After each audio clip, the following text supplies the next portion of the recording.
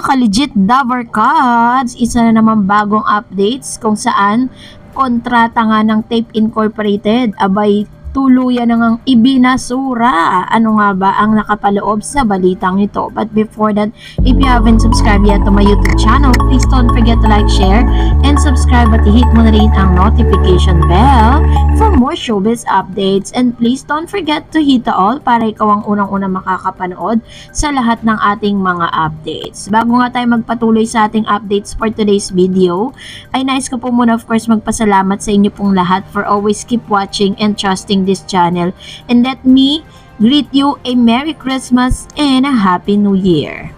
So, ang ating pong updates for today's video kung saan ay eto na nga no, dahil meron po tayong nasagap or nabalitaan. Meron po tayong isang article na parang hindi ko napapangalanan ano, na parang nabalita na rin to na kung matatandaan po ninyo, ang Tape Incorporated ay meron silang sinasabing plano na makipag-collab sa isang network. Meron po silang collaboration ng isang network, pero hanggang ngayon ay hindi pa rin matuloy-tuloy.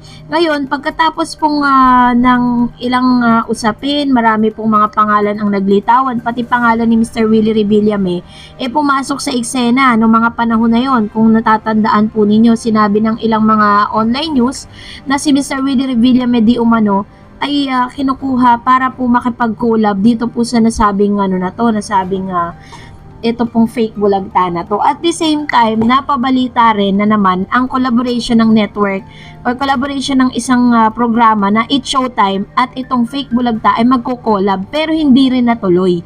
Dahil nga po dito sa tinatawag na nagkaroon ng conflict, nagkaroon po ng problema sa hatian ng mga gastusin, na parang dun daw di umano hindi nila napagkasunduan, kaya hindi po natuloy yung mga plano ng tape ng management ng Tape Incorporated na magkaroon po ng collaboration. This time, eto na nga. Meron po kasing lumabas na isang article o lumabas po sa mga news online na ito pong Tape Incorporated di umano ay meron pala itong iniluluto na parang kasi 'di ba napapanood lang sila sa GMA7. Nito lang naman magbubukas na parang magkakaroon pa ng binuksan ng GMA ang mga YouTube channel ng GMA para mapanood sila online sa mga platform. Pero same pa rin po yung nagiging resulta. Kahit saan sila panoorin, same numbers pa rin and same people pa rin yung mga sumusuporta doon. Kaya naman, meron tayo na balita na ito palang tape ay nakipag-usap na rin sa ibang network, which is yung ito po ay hindi ko naman kinukumpirma, pero ito po yung mga nakarating at nababasa natin na tila baga nakikipag-usap o nakipag-usap noon ito pong Tape Incorporated at nakaamba na rin po sana yung kanilang kontrata para mapanood ito pong tape o ito pong fake bulagta sa isang network na kung saan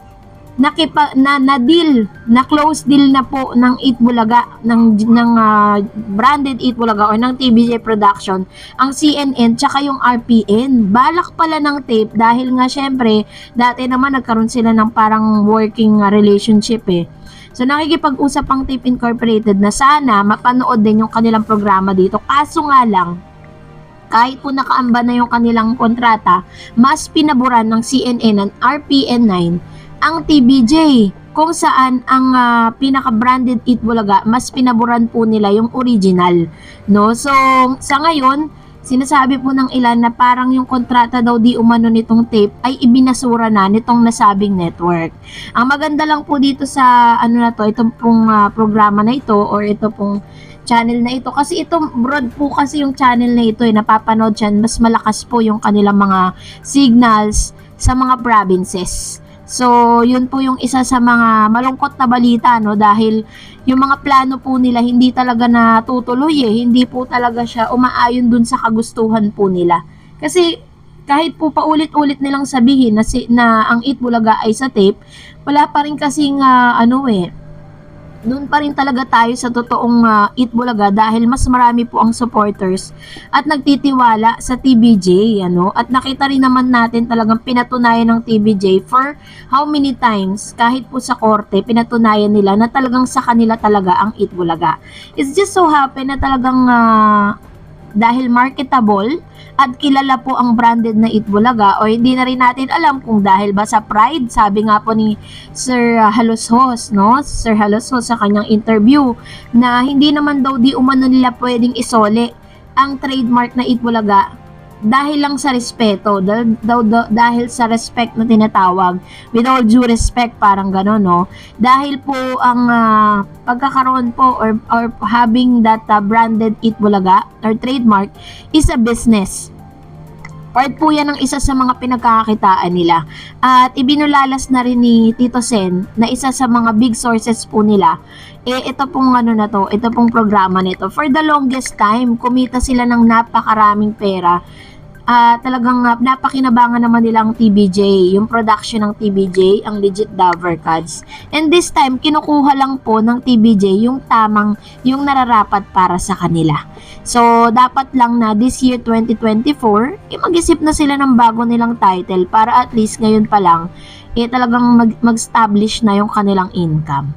At dahil dyan, narito naman ang ilan sa mga komentong napili natin mula naman sa ating mga legit viewers and subscribers sa ating pong last update. So, mag-umpisa po tayo dito po kay Tatalino B. Live. Sabi niya, bakit ba kasi ayaw nang mag-file ng TBJ ng case para sa pagpapatigil ng paggamit ng pangalan ng EB sa tape? Actually, naka-file na po.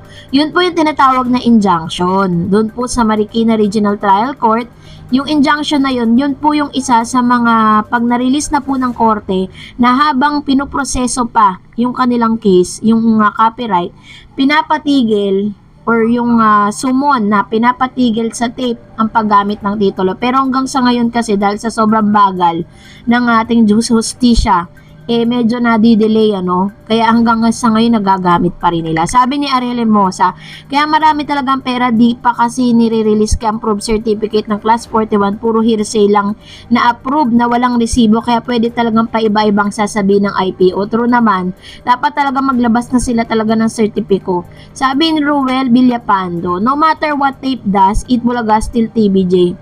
Original Dabber Cards is just getting worse for them, trying so much to hold on to the name of without the history to back it up. How sad that they want to ride on the popularity but nothing to back it up. True.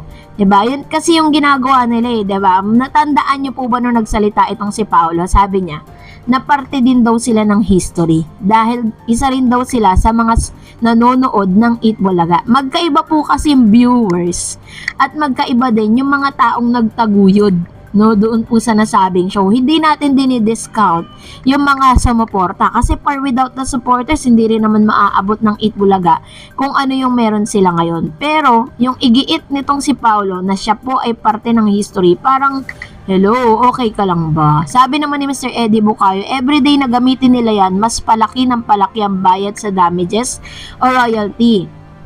Ayaw naman sana ng TBJ ng ganyan. Nakikiusap na sila na wag maggamitin kasi matigas ang ulo nila. Kaya ayan, bayad-bayad din. Since nung umalis sila nung July, ganun ang computation nun. Titigas ng ulo kasi. True. Kaya sige, gamitin nyo lang ng gamitin kasi may sanction yan. Meron kaukulang bayad yan. May kaukulang dagdag na singil, kumbaga, sa parte po ng TBJ. Sabi nga ni Tito Sen, they are not after dun sa money na makukuha nila dun sa copyright. Ang gusto lang nila, makuha po talaga nila, yung titulo or brand na Itbulaga. Diba? And that's it for today. For more videos and updates, please don't forget to like and subscribe. And please don't forget to follow my Facebook page, Dar Eds TV. God bless everyone.